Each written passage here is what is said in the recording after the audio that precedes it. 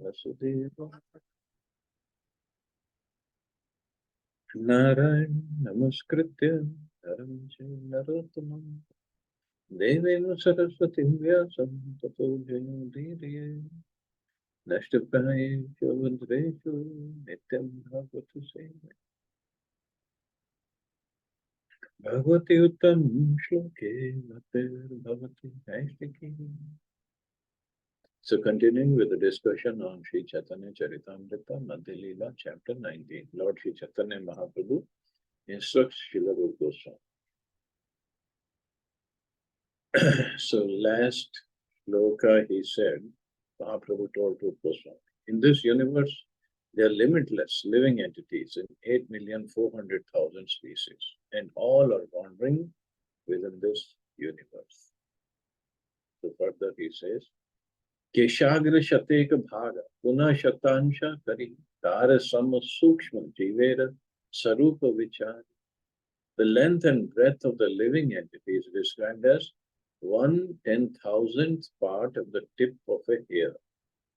This is the original subtle nature of the living entity. And other scriptures also said, Keshagra Shata Bhagasya, Shatansha Sadrishatmaka, Jiva Sukshma Swarupoyam Sankhyatito hi Chittakana.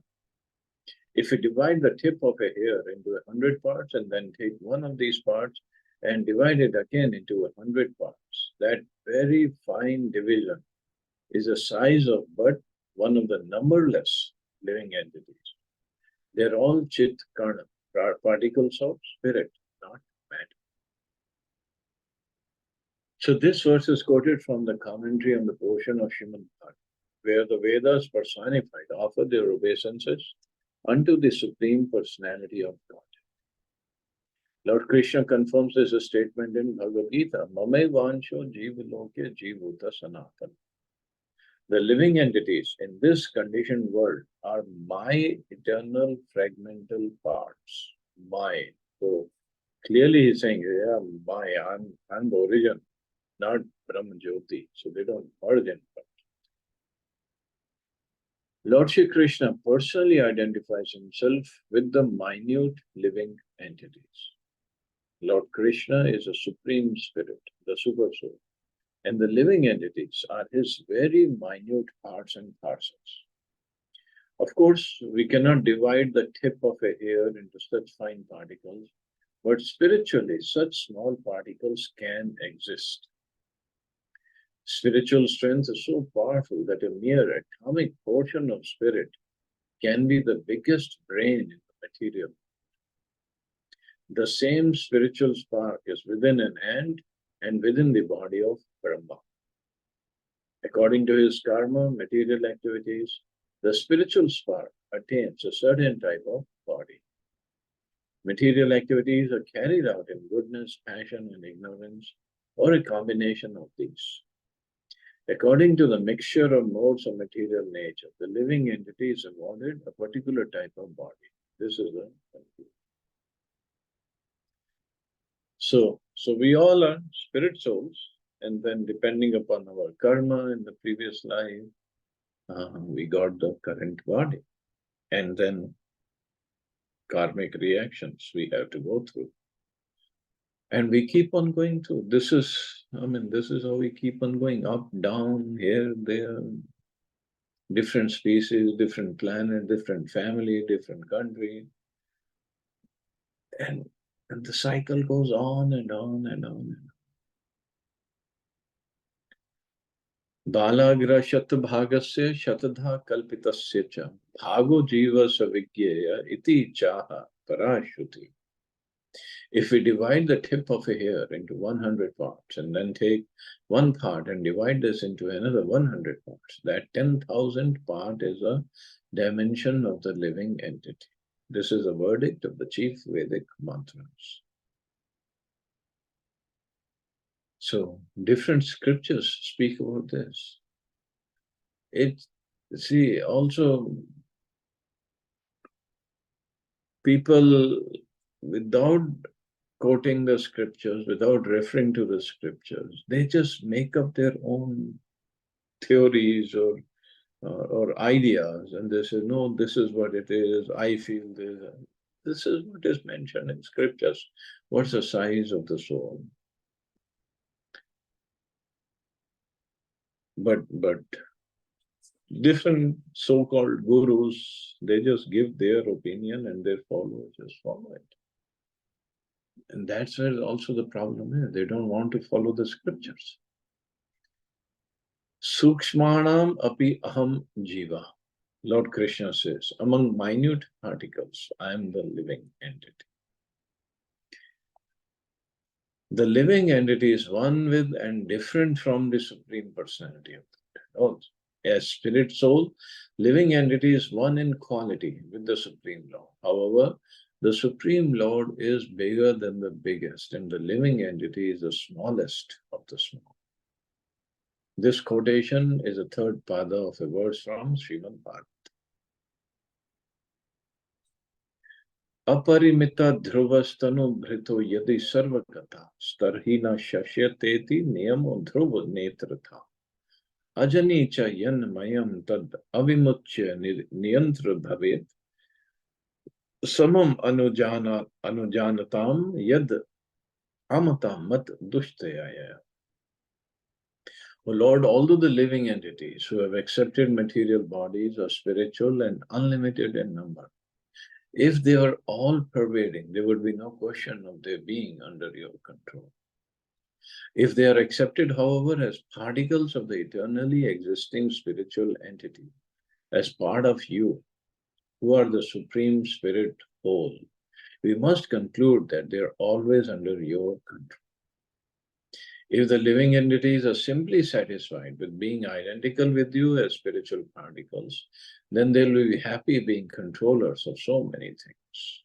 The conclusion that the living entities and the Supreme Personality of Godhead are one and the same is a faulty conclusion. It's not a fact. But this is what Mayavadis believe in. We are all God. But we are not God. This is the verse. It says if living entities, jivas, if they were unlimited, then there is no control of their being controlled. But we are all controlled. This is from Bhagavatam. तार मध्य स्थावर जंगम दुई भेद जंगमे तिरेक जल स्थल achar vibheda. The unlimited living entities can be divided into two divisions, those that can move and those that cannot move. Among living entities that can move, there are birds, aquatics, and animals. Sri Chaitanya Mahaprabhu is giving clear instructions on how the living entities live under different conditions. There are trees, plants, and stones that cannot move, but still they must be considered living entities or spiritual sparks. Stones also, see, Prabhupada is saying that. So they also have living entity. The soul is present in bodies like those of trees, plants, and stones. They're all living entities. Among moving living entities such as birds, aquatics, and animals, the same spiritual spark is there. As stated herein, there are living entities that can fly, swim, and walk. We must also conclude that there are living entities that can move within fire and ether. Living entities have different material bodies composed of earth, water, fire, air, and ether. The word Staramadhya means within this universe. The entire material universe is composed of 5 material elements. It is not true that living entities reside only within this planet and not within others. Such a conclusion is completely contradictory to the Vedas. As stated in Bhagavad Gita, Achedyo ayam adayo ayam ekledyo shosya evacha. This individual soul is unbreakable and insoluble and can be neither burned nor dried. He is everlasting, present everywhere, unchangeable, immovable, and eternally the same. Soul has nothing to do with the material elements. Any material element can be cut to pieces, especially earth. As far as the living entity is concerned, however, he can be neither burned nor cut to pieces. He can therefore live within fire. We can conclude that there are also living entities within the sun. Why should living entities be denied this planet or that planet? According to the Vedas, the living entities can live anywhere and everywhere, on land, in water, in air, and in fire.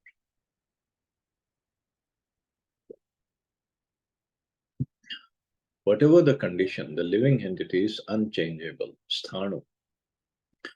From the statements of Sri Chaitanya Mahaprabhu and the Bhagavad Gita, we are to conclude that living entities exist everywhere throughout the universes. They are distributed as trees, plants, aquatics, birds, human beings, and so on. So this is how 8,400,000 species are there. तार मध्य मनुष्य जाति अति अल्पतर, तार मध्य मलेच पुलिंद बोध शबर. Although the living entities known as human beings are very small in quantity, their division may still further be subdivided, for there are many uncultured human beings like Malech, Pulind, Bodh, and Shabars. वेद निष्ठा मध्य अर्धेक वेद मुखे माने, वेद निषिद्ध पाप करे, धर्म nahi गणे. Among human beings, now those who are uncivilized, so they, Mahaprabhu already told about them. Now those who are human beings, those who are followers of the Vedic principles are considered civilized. Among these, almost half simply give lip service while committing all kinds of sinful activities against these principles. Such people do not care for the regulative principles. The word Veda means knowledge. Supreme knowledge consists of understanding the Supreme Personality of Godhead and our relationship with Him and acting according to that relationship. Action in accordance with the Vedic principles is called religion. So, simple definition that Prabhupada is giving. Action in accordance with the Vedic principles. Veda means knowledge. So, any scripture means gives knowledge. So, action in accordance with the Vedic principles is called religion. Religion means following the orders of the Supreme Personality of Godhead. The Vedic principles are the injunctions given by the Supreme Personality of Godhead. Aryans are civilized human beings who have been following the Vedic principles since time immemorial. No one can trace out the history of the Vedic principles set forth so that man might understand the Supreme Being. Literature or knowledge that seeks a Supreme Being can be accepted as a bona fide religious system. But there are many different types of religious systems according to the place, the disciples, and the people's capacity to understand. Literature or knowledge that seeks a Supreme Being can be accepted as a bona fide religious system. But Prabhupada hints at there are many different types of religious systems according to the place, disciples, and people's capacity to understand. And this is what Prabhupada mentioned about Islam and Christianity, even Judaism. So according to those people in that area, I mean, this system was established. So at least follow this one. Even Jesus Christ said in the Bible, I haven't read Bible, but I'm quoting Prabhupada. He said, I have so much more to tell you, but you cannot understand, so I'm not going to tell you right now. So even if people followers of Jesus Christ follow him properly, they can make progress. Followers of Muhammad, they follow teachings properly. But the problem happens, even Bhagavad Gita, how many Hindus We call ourselves Hindu. How many Hindus have even read or touched even Bhagavad Gita? Forget about following the teachings. I mean, before I came in touch with ISKCON devotees, I had never even touched Bhagavad Gita. Never.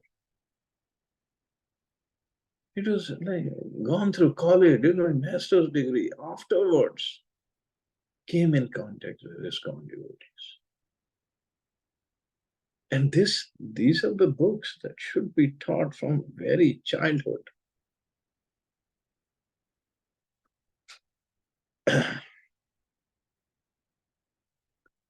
And so much of knowledge is so much. But the problem is, who cares? Our philosophy is just how POGO. That's it.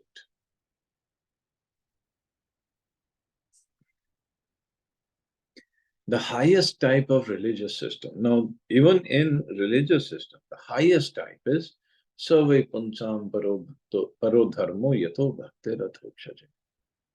The highest form of religion is that by which one becomes fully conscious of existence of God, including his form, name, qualities, pastimes, abode, and all pervasive features. And some places, Prabhupada said, if any system of religion you're following, if you're developing love for God, that is perfect. But it should be proper love of God, no ulterior motives, and no misconceptions also.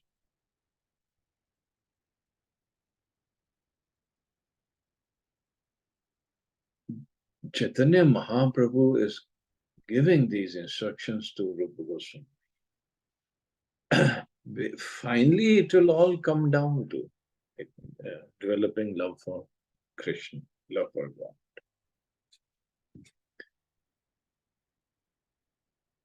But then that is the question. We all talk about Sanatan Dharma and Hindu religion.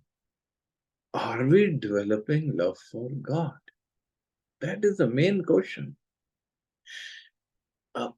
See, of course, that can take many, many births to come to that stage. And but that should be the goal, not anything else. Everything else is just superficial. Not saying what they are doing is not right. Everybody, whatever they are doing is right. Yeah, according to their capacity, they're doing the best. But this is where preachers come in. This is where they come in, and we have to teach the people the right thing. Just like somebody took time to teach us, so this is how we have to pay to him, by going out and preaching to others.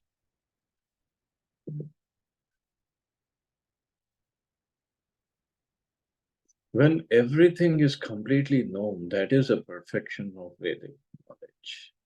The fulfillment of Vedic knowledge is systematic knowledge of the characteristics of God. This is confirmed by Lord Krishna in the Bhagavad Gita. Vedesha sarvera hame vedya. The aim of Vedic knowledge is to understand God. Therefore, those who are actually following Vedic knowledge and searching after God cannot commit sinful activities against the Supreme Lord's order. However, in this age of Kali, although men profess to belong to so many different kinds of religions, most of them commit sinful activities against the orders of the Vedic scriptures. Shri Chaitanya Mahaprabhu therefore says here, Veda Nishiddha Papa Kare Dharma Nahi Gane. In this age, men may profess a religion, but they actually do not follow the principles. Instead, they commit all kinds of sins. That is where the problem is. We ourselves, we don't follow, we expect everybody else to follow. And everybody, I mean, I'm not going to take names, which religion, which not, everybody commits sins. That's simple as that. Now, in Christianity, so their system is you come to the church and confess your sins to the Father and then do some atonement. But does that take away the inclination to commit sins? No. In Karma Kand, Hindu Karma Kand also, do some atonement, do some dhan, some pilgrimage, some tapasya. The question is, does it take away the inclination to commit sins? Similarly, in Islam, there has to be some path, some way. But the $1,000,000 question is again the same. Does it take away the inclination to commit sins? If no, then we're again going to commit sins, again do the atonement, again commit sins, again do the atonement. So where does the cycle end?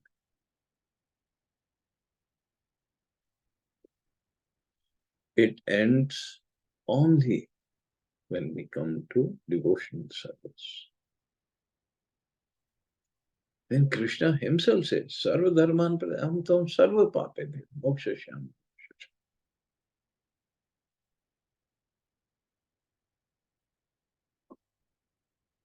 So bhakti is the only way possible for us to make progress.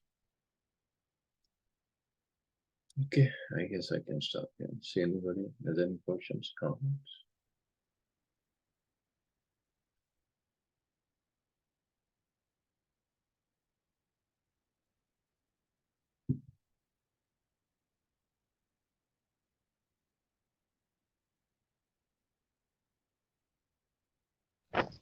प्रभु जी भक्ति नहीं हो पा रही, बाकी सब कुछ हो पा रहा है। क्यों चैंटिंग करते हो ना? कहाँ हो पा रही है प्रभु जी? 5 राउंड 6 राउंड पूरा ही नहीं हो पा रहा। Chanting is chanting, chanting is भक्ति। आप चाहे 5 राउंड करो, 1 राउंड करो, एक बार कृष्ण का नाम लो, जगन्नाथ जी को भोग लो, सब भक्ति तो है। क्या है? यार सैटिस्फैक्शन नहीं होता मुझे ना, ऐसा लगता है कम किया, थोड़ा और होना चाहिए। तो वो क्या होना चाहिए वो नहीं समझ में आता। ठीक है, रूटीन में भोग लग रहा है, सब कुछ हो रहा है, चैंटिंग भी ठीक है, 16 नहीं हो रहे, कम हो रहे हैं, बट समथिंग इज मिसिंग। ऐसा लगता रहता है हर वक्त कि कुछ है जो अभी नहीं पूरा हो रहा है। कोई नहीं, हल्के पर हल्के एक से बात है, पर इस्कॉन में आकर के ना ये सब क्लासेस अटेंड करके वो भटकना खत्म हो गया है, ये तो श्योर हो गया है कि वो इधर उधर जो दिमाग जाता था ना, लाइक कभी किसी के रिलीजन में, कभी किसी के रिलीजन में, वो सब खत्म हो गया। थोड़ी सी जो है ना एक सेटलमेंट थोड़ी है। अब ये है कि 2 लोग बात करते हैं तो आप जवाब देने लायक हो गए हो, थोड़ा सा कुछ पता चलता है तो बोल सकते हैं। पहले तो कुछ भी नहीं होता, सुन के ही आ जाते थे। हाँ, वो सब होता है। हाँ, Yeah. थोड़ा तो तो कोई है। नहीं, slowly, slowly, slowly. It takes I know, time. I know, I know. हो जाएगा, कोई नहीं।